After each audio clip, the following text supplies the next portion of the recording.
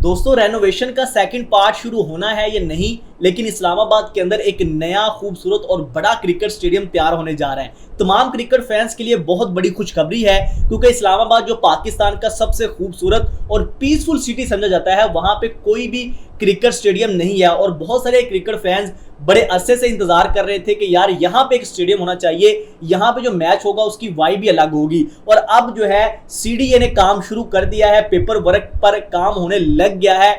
जो नया स्टेडियम है वो तैयार होने जा रहा है। वो कहाँ पे होगा, उसकी कैपेसिटी क्या होगी, डिजाइन क्या होगा, कब तैयार होगा, सारी चीजें जो है वो आप लोगों के साथ शेयर करेंगे। लेकिन एक कानूनी रुकावट भी है, वो क्या है वो मैं आप लोगों के साथ पहले शेयर कर देता हूं।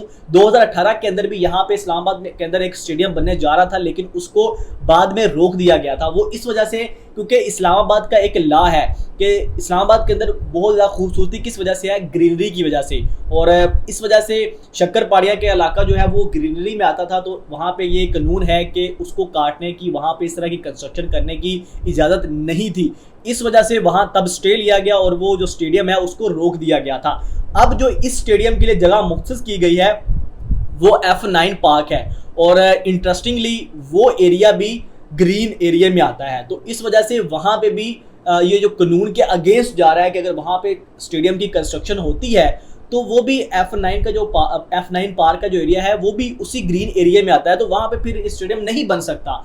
तो उसके लिए सुप्रीम कोर्ट की जो अप्रूवल है वो ज़रूरी है। अब इसमें सीडीए को सबसे इम्पोर्टेंट जो चीज़ चाहिए वो ये है कि वो गवर्नमेंट से यानी सुप्रीम कोर्ट से अप्रूवल ले। एक तो ये चीज़ अब सीडीए ने जो है वो पेपर वर्क स्टार्ट कर दिया है, लेकिन उसके लिए जो सबसे इंपॉर्टेंट खुशखबरी आप लोगों के लिए ये है कि इस स्टेडियम को बनाया ही इस तर्ज पे जाएगा कि वहाँ पे जो ग्रीनरी है उसको ख़त्म ना करना पड़े, या उसको इस तरह से हर्ट ना हो कि वो सारा का सारा जो एरिया है वो वहाँ से ग्रीनरी ख़त्म की जाए। ये स्टेडियम जो है वो मतलब जो लाहौर और कराची का स्टेडियम इस तरह से नहीं होगा। ये जो वेस्ट इंडीज़ और साउथ अफ्रीका के स्टेडियम है ना, जहाँ पे स्टैंड भी होते हैं, कुर्सियाँ भी होती हैं, लेकिन ओपन एरिया भी छोड़ा जाता है, यानी वहाँ पे ग्रास भी छोड़ा जाएगा, वहाँ पे दरख्त भी छोड़े जाएंगे। इस तरह से होगा जैसे पार्क होती है, तो कुछ स्टैंड आपको मिलेंगे, फिर पार्क मिलेगी, फिर स्टैंड, फिर पार्क, स्विमिंग पूल, इस तरह का जो तर्ज का ये स्टेडियम है तैयार किया जाएगा। यानी पाकिस्तान के अंदर आप पहली दफ़ा देखेंगे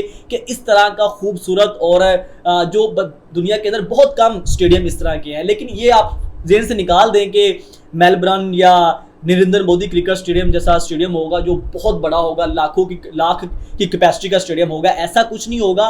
वो खूबसूरत होगा, बड़ा स्टेडियम होगा, लेकिन उसके अंदर कुर्सियां भी होंगी, स्टैंड जो बनेंगे, डबल टियर भी हो सकता है। और साथ में अभी तक इसकी जो ज़्यादा अपडेट सामने नहीं आई, लेकिन ये अपडेट सामने आई है कि जो सीडीए ने राशिद लतीफ़ की मावरत ली है, उनसे रब्ता किया है, उनको लूप में लिया है, और उनसे डिज़ाइन के हवाले से और तकनीकी जो चीज़ें हैं उनके हवाले से जो है वो उनसे जो बातचीत शुरू की है। और इससे पहले जो इस्लामाबाद क्लब वाला क्रिकेट ग्राउंड है उसकी भी, और मुख्तलिफ क्लब के जो ग्राउंड है राशिद लतीफ़ उसमें हेल्प कर चुके हैं क्रिकेट स्टेडियम बनाने के हवाले से। तो इस वजह से राशिद लतीफ़ को साथ अटैच किया गया है।